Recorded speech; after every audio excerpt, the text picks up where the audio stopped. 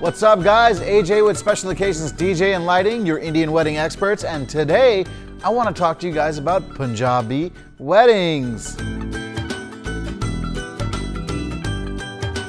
In this video, I'm going to give you 3 major pointers to keep in mind when planning your Punjabi wedding. Number 1, food. Listen, sing might be king, but if you don't have good food at your wedding, you're not the king. In Indian culture, it's customary to feed your guests.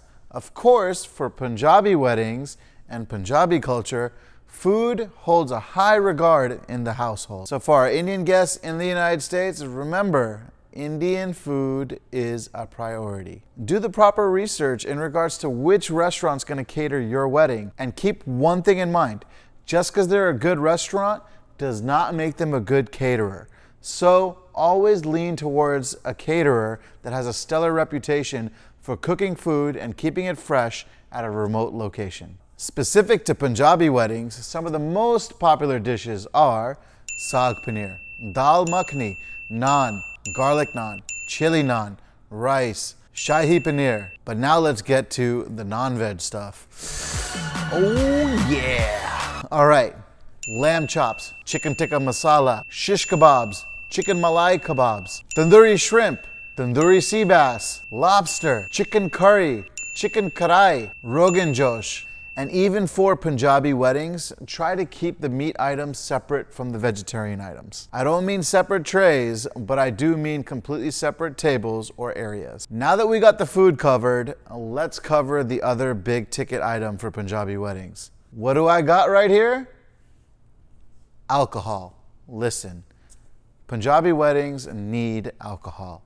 People love to eat, people love to drink, and that leads to dancing. So keep your bar in mind and keep your guests in mind. We always recommend a solid 90-minute cocktail hour for Punjabi weddings and to keep your program short and minimal. Typically 30 to 45 minutes is plenty of time for speeches and dance performances. Let your guests dance the night away rather than sit in their seats and watch other people dance the night away. You don't need to go crazy with top shelf alcohol like Blue Label, although people will love it, but keep Black Label or Macallan as a standard minimum. Food and booze, we covered the party. Let's cover tradition. The Sikh wedding ceremony is a very beautiful wedding ceremony, but it's very different than the standard Hindu wedding ceremony. So prominently, you have to bring in gyanis that are priests that work at the Gurdwara. So if you're having a ceremony at a hotel, typically you contract out gyanis to come and bring the holy book to a satellite location where the ceremony is hosted. This area usually has to be covered in white sheets, and males and females need to be segregated for the sake of the ceremony. Heads need to be covered not only by hotel guests and your guests, but also vendors in the ballroom. Shoes also need to be taken off. So when planning a Sikh ceremony, keep a couple things in mind.